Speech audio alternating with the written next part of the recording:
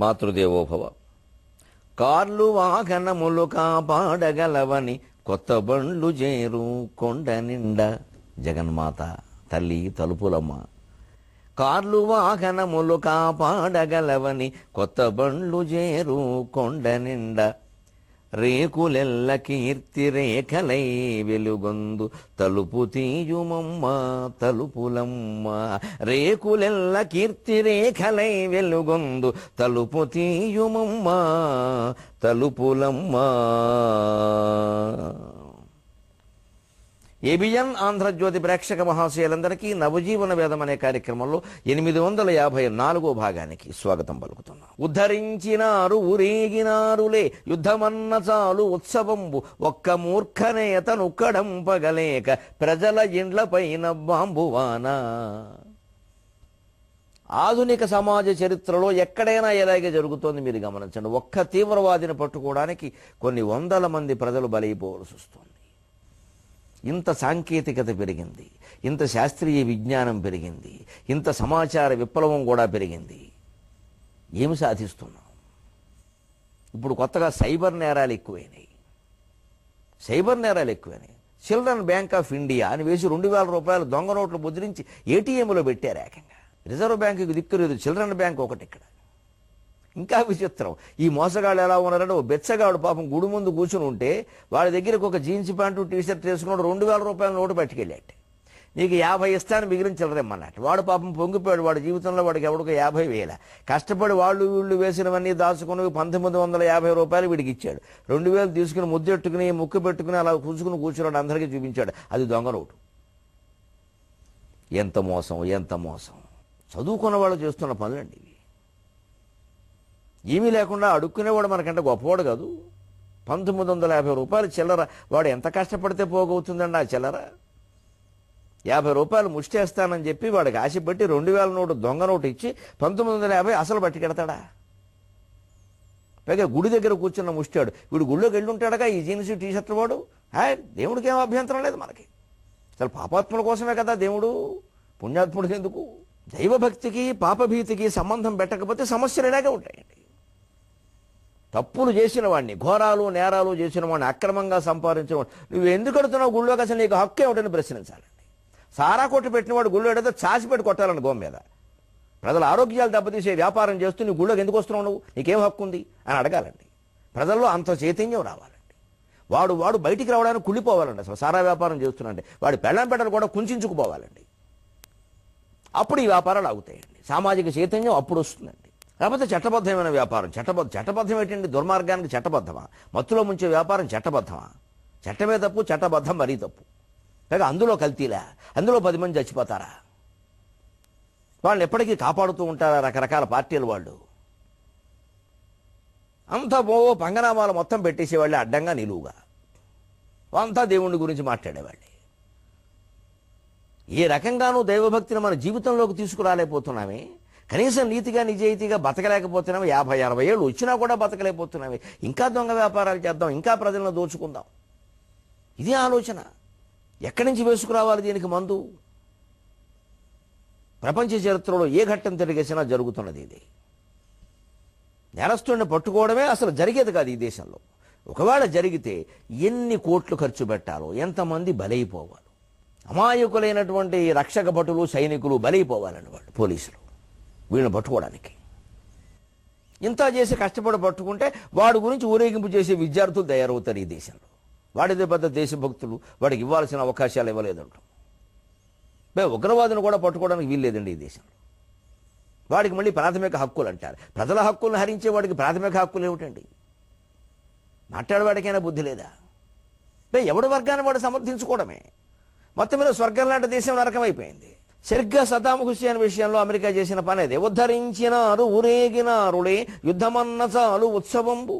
19 దేశాలు కలిసి దుంపలు దించాయని చెబుతున్నాం. ఏ దుంపలు దించాయి? ఎవరు దుంపలు? దుంపల నుంచి ఇంకా అంకురాలు మొలకెత్తకుండానే పసిపిల్లలు చచ్చిపోయారయ్యా ఇరాక్లో. నీకు తెలియదా కవి అంటోంది ఖచ్చితంగా. ఎందుకంటే అమెరికా వాళ్ళు చేసిన పని ఏమిటి? ఆంక్షలు పెట్టారు. మందులు పంపలేదు, పాలు పంపలేదు ఆ దేశానికి సద్దాం హుస్సేన్ని బంధించడానికి. దేశం మొత్తం మీద కష్ట తీర్చుకున్నారు. దేశం మొత్తం మీద దుర్మార్గులు ఉంటారా? ఇరాక్లో ఉన్నవాళ్ళు మనుషులు కాదా? వాడు రాజు అయినందుకు వాళ్ళెంత కూలిపోతున్నారు. మరి ఏదో ప్రాచీన కాలంలో ఎప్పుడో ఏదో జరిగితే వ్యక్తిగతమైన కక్షల కోసం భయంకరమైన యుద్ధాలు చేశారని అంటారే, ఇది మాత్రం అది కాదా? ఉద్ధరించినారు ఊరేగినారులే, యుద్ధమన్న చాలు ఉత్సవము. యుద్ధం అనేసరికి ఊరేగింపులో బయలుదేరతారా, పల్లకి ఊరేగింపులాగా. ఎంతంత రాగద్వేషాలు మనస్సుల్లో. ఒక్క మూర్ఖనేతను ఉక్కడంపగలేక ప్రజల ఇండ్లపైన బాంబువాన. ఒక్క మూర్ఖుణ్ణి చంపడానికి మీకు చాకచక్యాలు, యోచనలు, వ్యూహాలు, చాణక్య వ్యూహాలు, కౌటిల్య వ్యూహాలు తెలియక అమలు చేయగలిగే తెలివితేటలు, ధైర్యం లేక ప్రజల ఇళ్ల మీద బాంబువాన కురిపిస్తారా? నిజంగా ఈ సందర్భంలో మొక్కవలసిన నేత అండి బరాక్ ఒబామా, మొక్కవలసిన నేత. బిన్ లాడెన్ని పట్టుకోవలసి వస్తే మరో కంటివాడికి తెలియకుండా నిజంగా పాలాక్షుల్లో వ్యవహరించాడండి, శివుళ్ళ వ్యవహరించాడండి. మరో కంటివాడికి తెలియనివాడు. గూఢచారి వర్గానికి, సైన్యంలో కొంతమందికి ఎలా చెప్పాలో అలా చెప్పాడు. పాకిస్తాన్లో ఎక్కడున్నాడో తెలుసుకున్నాడు. పట్టుకున్నాక చంపేశాక తెలిసిందండి మొత్తం అంతా. అనవసర ప్రాణం ఏదీ కూడా పోలేదండి. దుర్మార్గుడు దొరికాడండి. ఇది వ్యూహం. నిజంగా ఇవాళ మనం చెప్పుకోవాలి, బరాక్ ఒబామా ప్రపంచ శాంతిని కాంక్షించే వ్యక్తి. లోపాలు ఉండొచ్చు, చిన్న చిన్న లోపాలు అందరిలోనూ ఉంటాయి, భగవంతుల్లో ఉన్నాయి. అసలు ఈ సృష్టి చేయడమే పెద్ద లోపం, అది సమస్య కాదు. ప్రతిదీ మనకి నచ్చినట్టే ఉండక్కర్లేదు అందరూ. ఒబామా శాంతి ప్రియుడు. అతను 8 సంవత్సరాలు అమెరికా అధ్యక్షుడిగా ఉన్నప్పుడు ఇప్పుడున్న గొడవలు ఏం లేవు అసలు. చాలా వరకు అనవసరపు యుద్ధాలు, అనవసరపు జోక్యాలు ఆగిపోయినాయి. ప్రత్యక్ష శత్రువు, తరతరాల శత్రువైన క్యూబాతో స్నేహం చేసుకున్నాడు ఆయన మహానుభావుడు. అగ్రరాజ్య దురహంకారాన్ని ఎక్కడా ప్రదర్శించలేదు. భార్యా పిల్లలను కూడా అతిగా ప్రవర్తించలేదు, ఎక్కడ అవకాశాలు ఇవ్వలేదు. అటువంటి నాయకులు పదవిలో లేకపోవడం నిజంగా అమెరికా కాదండి, ప్రపంచానికే దురదృష్టం ఒక రకంగా. ఎంత వ్యూహం, కౌటిల్యం అంటే అది, చాణక్యుడి వ్యూహం అది. అలా పట్టుకోవాలి ఉగ్రవాదుల్ని, తీవ్రవాదుల్ని. అందుకు మీడియా వారు కూడా సహకరించాలి. పట్టుకునే ప్రయత్నం చేస్తున్నారని ఉగ్రవాదుల మీద కేంద్ర ప్రభుత్వం కన్ను అని మాటి మాటికి వేసేయకూడదు, చాలా ప్రమాదం అది. వాడు జాగ్రత్త పడిపోతాడు. వీళ్ళకి అంతకంటే బాధ్యత లేదు. అసలు ఏం దొరుకుతుందా వేసేద్దామని చూస్తారు వీళ్ళు. ఆవు పేడేస్తే చాలు వేసేయడమే 3 సార్లు, ఎక్స్క్లూజివ్లీ. ఈ పేడ వీడు ఒక్కడే తీసినట్టు ఇక్కడ. ఏది వేసేద్దాం అంటే ఇది వేసేస్తే దేశం ఏమవుతుంది, అసలు ఆలోచన లేదండి. వాళ్ళకంటే ముందు మేము వేసేసామా లేదా? అందరం కలిసి ధర్మాన్ని వేసేస్తున్నామే. ఒక ఏది పేడేస్తే అంత ముఖ్యమా ఇక్కడ వేయడం, దాన్ని చూపించడం ఎక్స్క్లూజివ్లీ. పైగా ఈ పేడ వీడు ఒక్కడే దొరికింది, ఇంకెడు దొరకలా. ఈ ప్రతి వార్త ప్రసారం చేసేద్దామనే తప్ప దీని ప్రభావం ఏమిటి? పసిపిల్లల మీద ఎంత ఉంటుంది, మహిళల మీద ఎంత ఉంటుంది, గర్భిణుల మీద ఎంత ఉంటుంది? టీవీ అందరూ చూస్తారే, ఫలానా వారు చూడకూడదని ఏం లేదే. కాబట్టి ఏది ఎలా చెప్పాలి? అసలు లేదండి, ఆ బాధ్యత లేదండి. రకరకాలుగా ఒక్కోటి 10 సార్లు 16 సార్లు ప్రసారం. టీవీలు లేకుండా పత్రికలే ఉన్న రోజుల్లో వార్తలు ఎంత బాగుండేవో. ఇష్టమైతే చదివేవాళ్ళు అంతా పక్కనెట్టేవాడు. ఇప్పుడు ఒకదానికోసం చూస్తుంటే అలా కాసేపట్లో అంటే 16 గంటలని అర్థం వేయడు ఆ కార్యక్రమం. ఇదివరకు రేడియో టైం అంటే, ఆకాశవాణి సమయం అంటే మా గడియారాలు సరి చేసుకునేవాళ్ళం. 6ంటికంటే 6ంటికే 1 నిమిషం ఉండదండి రేడియో టైంలో. అందుకే అక్కడ అప్పట్లో క్రమశిక్షణ పాటించే వాళ్ళని ఆయన రేడియో టైం అండి అనేవారు. అందుకని ఒక్క మూర్ఖనేత కోసం ప్రజల ఇళ్ల మీద బాంబువాన కురిపిస్తారా? ఏం చేశారయ్యా మీరంతా 19 దేశాలు కలిసి? చేసింది ఏమిటయ్యా అని ఒక దుష్కర ప్రాస పెట్టి చెబుతోంది. ఒళ్ళు మండి కోపం వచ్చి ఆంక్షలు పెట్టినారు ప్రజలు ఆయిలు అన్నముగా భుజింపగా. ఆంక్షలు బిందుపూర్వక క్షకారం. పెద్దలు గమనించడం దయచేసి, మరో పదం పట్టుకోవడం కష్టం, 1-2 దొరుకుతాయి. కానీ కవి చాలా విచిత్రంగా 4 ప్రాసలు భిన్నంగా వాడాడు. ఆంక్షలు పెట్టినారు ప్రజల ఆయులు నన్నముగా భుజింపగా, ధ్వాంక్షపు మూక పంపి పరదా తొలగింప రహస్య శోధనాకాంక్షలు తీరియుండనగు. ధ్వాంక్షపు మూక పంపి పరదా తొలగింప రహస్య శోధనాకాంక్షలు తీరియుండనగు. కాని ప్రయోజనమేమి మొండి సద్దాం క్షణమైన వీడడు గదా తన పీఠము గొప్పలేటికిన్. ఆంక్షలు పెట్టినారు ప్రజల ఆయులు నన్నముగా భుజింపగా, ధ్వాంక్షపు మూక పంపి పరదా తొలగింప రహస్య శోధనాకాంక్షలు తీరియుండనగు. కాని ప్రయోజనమేమి మొండి సద్దాం క్షణమైన వీడడు గదా తన పీఠము గొప్పలేటికిన్. ఆంక్షలు పెట్టారు. ఎలాగా? పాలు పంపడం మానేశారు ఇరాక్కి, మందులు పంపడం మానేశారు. పసిపిల్లలు చచ్చిపోయారండి 10 లక్షల మంది. పసిపిల్లల్లో ముస్లింలు, హిందువులు, క్రైస్తవులు, నాస్తికులు ఉండరండి. వాళ్ళంతా దైవ స్వరూపాలండి. పిల్లలు దేవుడు చల్లని వారే. భగవంతుడు అర్థం కావాలంటే బాల్యం ఒక గొప్ప ఉదాహరణ. బాలుడు అర్థమైతే భగవంతుడు అర్థమవుతాడు. భగవంతుడు ఎలా ఉంటాడు, అసలు ఒక జ్ఞాని అయిన వాడు ఎలా ఉంటాడంటే వేదాంత శాస్త్రంలో స్పష్టంగా 3 ఉదాహరణలు చెప్పారు. 2 కొంచెం కఠినంగా ఉంటాయి. బాల ఉన్మత్త పిశాచవత్ అన్నారు. శంకరాచార్య ఉపదేశ గ్రంథాల్లో చెబుతారు. దత్తాత్రేయ పురాణంలో ఉంటుంది. బాల ఉన్మత్త పిశాచవద్దు. బాలుళ్ళా ఉంటాడు జ్ఞాని, ఉన్మత్తుల్లా ఉంటాడు, ఒక్కోసారి పిశాచంలా ఉంటాడు. మీకు అర్థం కాడని చెప్పారు. ఉన్మత్త పిశాచ పక్కనట్టండి. బాలుళ్ళా ఉంటాడండి యోగి జ్ఞాని. ఎందుకని? వాడికి ఏడవాలనిపిస్తే ఏడుస్తాడండి బాలుడు. నాన్న చుట్టాలు వచ్చారు ఏడవద్దంటే వాళ్ళు కూడా ఏడవమని నాతో పాటు అంటాడు. వాడికి ఏడుపు వస్తుంటే చుట్టాలు వచ్చారంటే అలాగే. ఇప్పుడు తల్లి తండ్రికి పరువు ముఖ్యం కదా. చుట్టాలు వచ్చినప్పుడు ఏడవద్దని చెప్పారంటే నేను ఏడిచినప్పుడు వాళ్ళని రావద్దని చెప్పారంటాడు.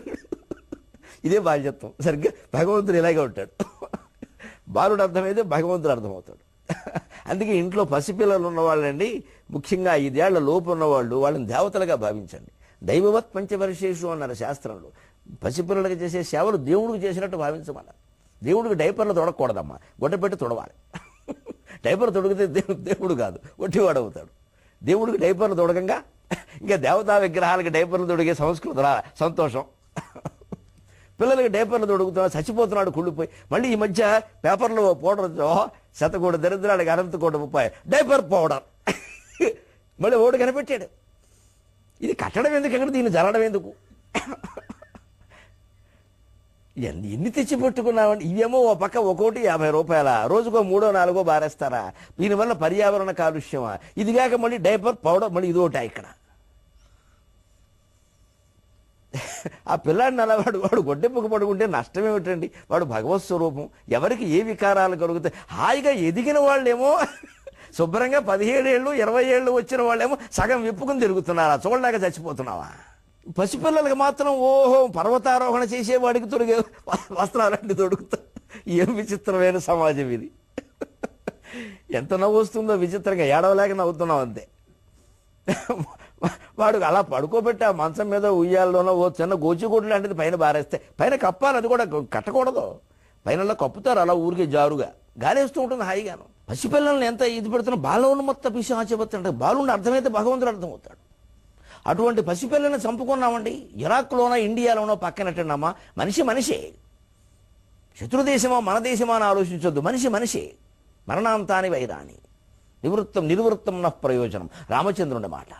మమాప్యేష యథాతవ అంటాడు. తప్పనిసరి పరిస్థితుల్లో సీతాదేవిని ఎంత బతిమాలనా ఆయన ఇవ్వలేదు కాబట్టి యుద్ధం చేయాల్సి వచ్చింది. కానీ విభీషణ, రావణుడి మీద మాకేమీ కక్షలు క్రోధాలు లేవయ్యా. చనిపోయిన తర్వాత ఇంకా నన్ను అడుగుతామేమిటయ్యా? మీ అన్నగారి శరీరాన్ని తీసుకెళ్లి మీ రాక్షస కులాచారం ప్రకారం అంత్యక్రియలు చేసుకోవయ్యా అని ఒక్క మాట చెప్పాడండి. భారతీయుడైన రాముడు, దేవుడైన రాముడు, ఇతిహాస పురుషుడైన రాముడు.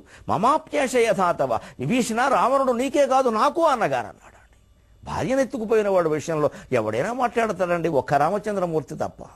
రాముడు గుళ్ళోకి వెళ్ళగానే గుర్తు రావాల్సింది ఇదండి. ఆయనకి ఏమి ఇష్టం? పానకం ఇష్టమా, పూనకం ఇష్టమా, గంట నిశాలు కొడదాం, ఈ ఆలోచన కాదండి. రాముడు గుళ్ళోకి వెళితే ఈ భావాలు రావాలండి మనస్సులోకి. నా రాముడు ఎంత గొప్పవాడు, నా రాముడు ఎంత త్యాగమూర్తి, నా రాముడు ఎన్ని కష్టాలు పడ్డాడు. ఇది కావాలి. మన కోరికలు తీర్చడానికి కాదండి రాముడు. రామాయణాన్ని మనం అర్థం చేసుకోవాలి, రామాయణాన్ని మనం అనుసరించాలి, రామాయణాన్ని మనం ఆచరించాలి, రామాయణాన్ని మనం హత్తుకోవాలి గుండెలకి. ఆంక్షలు పెట్టినారు ప్రజలు ఆయులను అన్నముగా భుజింపగా. వాళ్ళు అన్నం కావాలంటే ఆయిల్ అమ్మాల్సిందే. ఎందుకంటే వీళ్ళకి ఆయిల్ కావాలి. ఆయిల్ కోసమే యుద్ధాలు చేసింది అంతా ఈ 19 దేశాలు కూడా. ధ్వాంక్షము మోక బంపి. గూఢచారులండి, కాకులని చెప్పాడు, గుడ్ల గోబలని చెప్పాడు కావాలని. ఇక్కడ ధ్వాంక్షం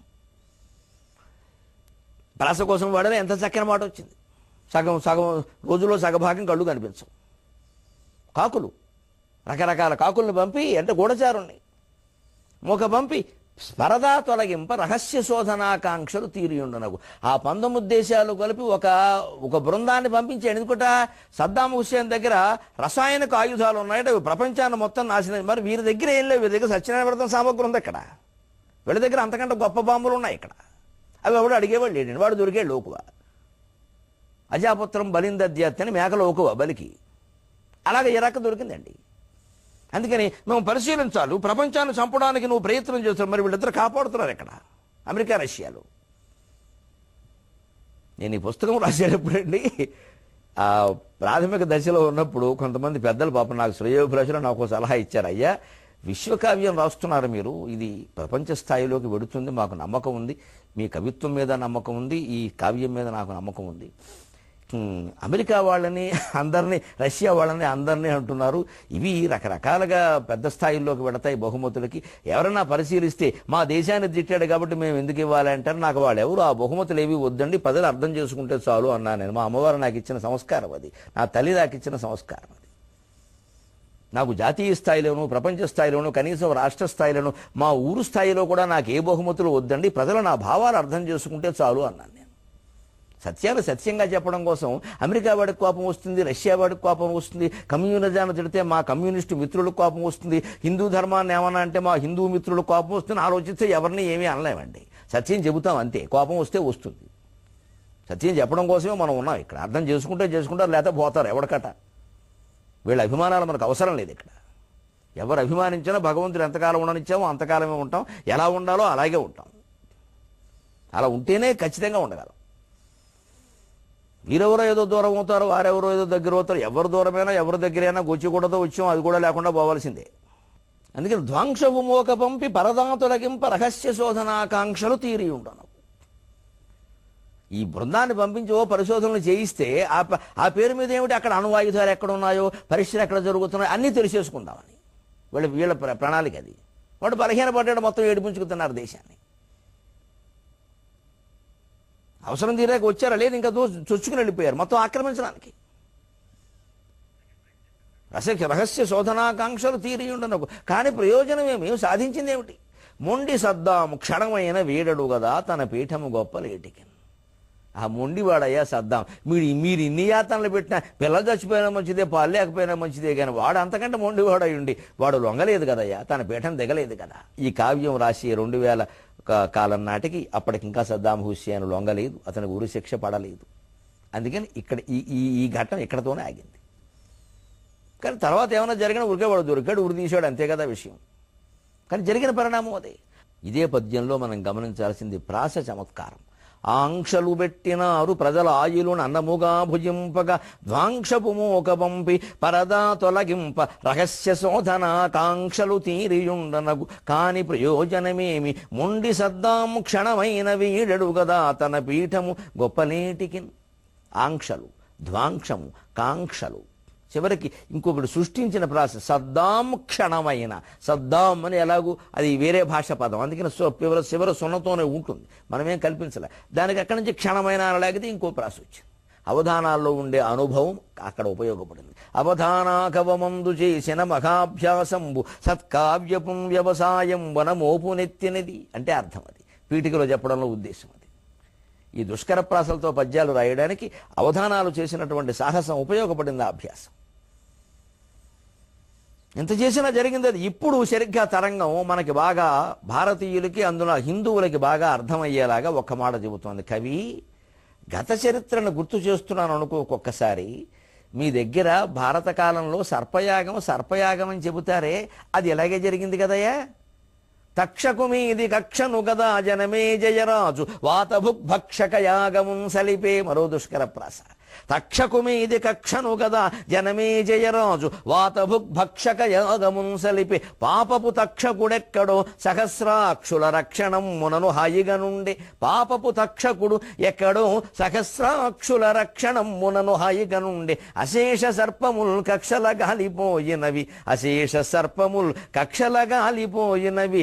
గల్ఫు చరిత్రయు ఇంతెగాదుకో, గల్ఫు చరిత్రయు ఇంతెగాదుకో. ఇదండి ప్రాచీన ఆధునిక చరిత్రల సమన్వయం. పురాణాల్లో ఏముందండి ఆధునిక కాలం గురించి, వాటిలో ఎందుకు ఉంటుందండి అనడం ఎంత అజ్ఞానం. ఇవాళ గల్ఫ్ చరిత్ర ఏం జరిగిందో మన సర్పయాగం అంతే చెప్పింది. అప్పుడేదో జరిగింది, మళ్ళీ ఇప్పుడేదో జరిగింది. అది జరిగి ఎప్పుడో సర్పయాగం భారత కాలం అనుకోవద్దండి, పొరపాటు అండి. సర్పయాగం జనమేజయుడు చేశాడు, ఆ యాగం భారత కాలమే, ద్వాపర యుగమే. కానీ సర్పయాగంలో మీరందరూ మరణిస్తారు అని కద్రువ తన కుమారుడికి శాపం ఇచ్చింది నాగులకి, అది కృతయుగం కాలం. విచిత్రం అది. కృతయుగం కాలంలో ఇచ్చిన శాపం అమలు కావడానికి ద్వాపర యుగం వరకు పట్టింది. జన్మాంతర కర్మలు, వరాలు, శాపాలు అలా పనిచేస్తాయి. ఎందుకంటే కద్రువ శాపం ఎప్పుడు ఇచ్చింది? క్షీరసాగర మథనం జరిగాక ఉచ్చైశ్రవం అక్కడ ఆకాశంలో విహరిస్తూ ఉంటే, సముద్ర తీరంలో విహరిస్తూ ఉంటే కద్రువ వినత ఇద్దరు చూశారు. అది క్షీరసాగర మథనం తర్వాత ఉచ్చైశ్రవం పుట్టిన తర్వాత. అంతేగా అప్పుడేదో వినతకి కద్రువుకి అభిప్రాయ భేదాలు వచ్చాయి. కద్రువేదో తోక నల్లగా ఉందండి, ఈవిడేమో మామూలు అదేమిటి అంతా తెల్లగా ఉన్నాక తోక ఎందుకు నల్లగా ఉంటుంది, తోక కూడా తెల్లగానే ఉంది. వినత చెప్పింది నిజం. కానీ కద్రువ తన మాట నెగ్గించుకోవడం కోసం తన కుమారుల్ని నాగుల్ని పిలిచి, మీరు వెళ్ళి ఆ తోకకి చుట్టుకుని వేళ్లాడండి, పొద్దున్నే అక్కడ నల్లగా కనబడుతుంది, అందువల్ల నా మాట నెగ్గుతుంది. అబద్ధాలు అక్కడ మొదలయ్యి. ఇంక క్షీరసాగర మధురం ఎందుకు పనిలేక అబద్ధాలు అక్కడ మొదలయ్యి. పైగా పాపం ఆ నాగులు ఎంత మంచి వాళ్ళంటే, అమ్మ తప్పు కదా అబద్ధం ఆడమని చెబుతున్నావు, తప్పు కదమ్మా మేము ఆడవమ్మా, పింతల్లమ్మ అమ్మ పిన్నమ్మమ్మ ఆవిడ దగ్గర అబద్ధం మేము ఆడవండి. దుర్మార్గులారా, తల్లి చెప్పింది కాదంటారా, మీరందరూ సర్పయాగంలో మరణిస్తారని తల్లే కుమారులకు శాపం ఇచ్చింది. ఆశ్చర్యం అండి, పురాణాలు తల్లే కుమారులకు శాపం ఇచ్చింది. కుమారుడు తల్లికి శాపం ఇచ్చిన కథలు ఉన్నాయి. కారణం ఏమిటి? ఇదే వినత గర్భం ధరించగానే కద్రువుకు ముందు పిల్లలు పుట్టారు. వినత మనకేదో గొప్పదిగా అనిపిస్తుంది, ఏం గొప్పది కాదు, ఆవిడ అసూయలు ఆవిడకున్నాయి. కద్రువుకు ముందు పక్షులు పుట్టాయని తెలియగానే వినత వీడు మోదేసుకుంది కడుపు, ఆ పిండం విచ్చుకుపోయింది. అదిగో కాళ్ళు లేకుండా వినత అనూరుడు పుట్టాడు. ఆయన ఒళ్ళు మండి తల్లికి శాపం ఇచ్చాడు, నన్ను పుట్టనవలే సరిగా కాళ్ళు కూడా లేకుండా చేసావు దుర్మార్గురాల, నీకు సవతి చేతుల్లో దాస్యం తప్పతున్నాడు. తల్లిని చెప్పించిన కొడుకు ఉన్నాడు, కొడుకులను చెప్పించిన తల్లులు ఉన్నారు. కొడుకుల చేతిలో బలైపోయిన తల్లులు ఉన్నారు, తల్లుల చేతిలో బలైపోయిన కొడుకులు ఉన్నారు. అన్నీ ఉన్నాయండి పురాణాల్లో, అందుకే అన్ని వేదాల్లో ఉన్నాయన్నారు. ఊరికే అనలేదు. ఆ వాంగ్మయంలో లేనిది లేదండి. మనం ఏదో వ్యతిరేకతతో మాట్లాడడం కానీ అనవసరంగా ఆ వాంగ్మయంలో లేనిది లేదండి, మనం వెతుక్కోవాలంతే. గల్ఫ్ చరిత్ర మొత్తం సర్పయాగంలో ఉంది. తక్షకుమి ఇది కక్షను గదా జనమే జయరాజు వాతభుగ్భక్షకయాగమున్ సలిపి పాపపు తక్షకుడు ఎక్కడో సహస్రాక్షుల రక్షణం మునను హాయిగా నుండి అశేష సర్పముల్ కక్షలగా అలిపోజినవి గల్ఫ్ చరిత్రయు అంతేగాదకో. నిజానికి జనమేజయుడు సర్పయాగం ఎందుకు చేశాడు? వాళ్ళ నాన్నగారు పరీక్షణ్ మహారాజుని పాము గరిచింది, చనిపోయాడు. తక్షకుడు అనే పాము గరిచింది. ఉంటే కోపం తక్షకుడు మీద ఉండాలి, మొత్తం జాతి మీద ఎందుకు? సద్దాం హుస్సేన్ మీద కోపం ఉంటే వాణ్ణి లౌక్యంగా ఎలా మాయ చేసి చాణుక్య వ్యూహంతో పట్టుకోవాలని ఆలోచించాలి కానీ దేశం మొత్తం మీద ఆంక్షలు విధిస్తారా? పసిపిల్లలు చచ్చిపోలే అన్యాయంగా అంటే సర్పయాగం మళ్ళీ జరిగింది కదండి. ఇన్ని వేల ఏళ్ల తర్వాత మానవ ప్రవృత్తి మారడం లేదు, ఎన్ని చరిత్రలు చెప్పినా. తక్షకుడి మీద కక్ష ఉన్న, పైగా జనమేజయుడికి ఆ కక్ష లేదు, ఏదో మర్చిపోయాడు అతని విషయాన్ని, మామూలుగా పరిపాలన చేసుకుంటున్నాడు. అక్కడికి ఉదంకుడు అనేవాడు వచ్చి ఆయనకి తక్షకుడి మీద ఏదో కుండలాడెత్తుకుపోయాడనే కోపం ఉన్న వల్ల అది రాజుగారికి అంటగట్టి రెచ్చగొట్టేశాడు బాగా. దాంతో ఈయన రెచ్చిపోయాడు. మొత్తం ఆ ఉదంకుడికి మాత్రం ఎత్తుకుపోయిన తక్షకుడి మీద కోపం లేకుండా మొత్తం అందరి మీద ఏమిటండి? ఇప్పటికీ మనలో అలాంటి భావాలేనండి. ఒకరు ఏదైనా తప్పు చేస్తే ఆ కులాన్ని మొత్తం అంటాం మనం, ఆ ఊరుని మొత్తం అంటాం, ఆ రాష్ట్రాన్ని మొత్తం అంటాం అవసరమైతే. అదంతా మొండి జాతి. బొంబాయిలో అంతా అలాగే. బొంబాయిలో అలా ఏం లేరమ్మా. బొంబాయిలోనే షిరిడీ సాయిబాబా ఉన్నాడు, షిరిడీ దగ్గర. బొంబాయికి దగ్గరలో గుజరాత్ ద్వారకలో శ్రీకృష్ణుడు ఉన్నాడు. బొంబాయిలో అమ్మవారు లేదు. ముంబై కాదది. బొంబాయిలో ఛత్రపతి శివాజీ లేడు. బొంబాయిలో అంతా మాఫియా ఉంటారా? మనకి ఇది ఒక అలవాటు. ఏదైనా ఒక మాట వినబడగానే ఆ ఊళ్ళో అందరూ అంతే, ఆ ఉత్తరాదంతా అంతే, ఆ దక్షిణాదంతా అంతే, ఆదంతా అంతే, ఈ మాటలు మానేయాలి. అసలు ఆదంతా అంతే ఉండదు. కొందరే ఉంటారు, మంచివాళ్ళు కూడా చాలామంది ఉన్నారు. మళ్ళీ మంచితనం వస్తే అలా మాట్లాడు వాళ్ళంతా చాలా మంచివాడు అన్నవాడు. వాడు ఒక్కడో అలా ఉన్నాడు, అదేదో అంశ వాడు అదేమిటో అక్కడ. మంచితనం ఏదైనా ఉంటే వాడు ఒక్కడో ఉన్నాడా, చెడ్డ ఏదైనా ఉంటే మొత్తం జాత. ఏం ఆలోచిస్తున్నామండి? మొత్తం కురుక్షేత్రం అంతా మన మనసులో ఉందండి. అంటే మన మనసులోనే మనం ఏం కోరుకుంటున్నామంటే మంచితనం పరిమితం కావాలి, కుళ్ళు వ్యాపించాలి, అదే కోరుకుంటున్నాం మనం. అదే జరుగుతోంది ప్రపంచంలో. మన మనసులో ఎలా మనసే ప్రపంచం అని యోగ వాసిష్టం ఎందుకు ఎదరంటే ఇందుకే నీ మనసు మార్చుకుంటే ప్రపంచం మారుతుంది అన్నారు. అటువంటి తక్షకుడి మీద కక్షతో ఈయన రెచ్చగొట్టేస్తే, ఈయన సర్పయాగం చేస్తే విచిత్రంగా కొన్ని లక్షల పాములు, అశేష సర్పములు కక్షల గాలిపోయినవి. అమాయక పాములన్నీ వచ్చి అందులో పడిపోయాయండి. చివరికి తక్షకుడు వెళ్ళి ఇంద్రుడు కాళ్ళెట్టుకున్నాడు. ఆ ఇంద్రుడు సింహాసనానికి చుట్టుకున్నాడు. ఇంద్రుడు వాడిని కాపాడాడు. ఋషులకు కూడా కోపం వచ్చింది, పోనీ వదిలేద్దాం అనుకోవాలి. సఖేంద్ర తక్షగా యస్వాఘ, ఇదో పెద్ద మంత్రం ఇక్కడ చదివేశారు.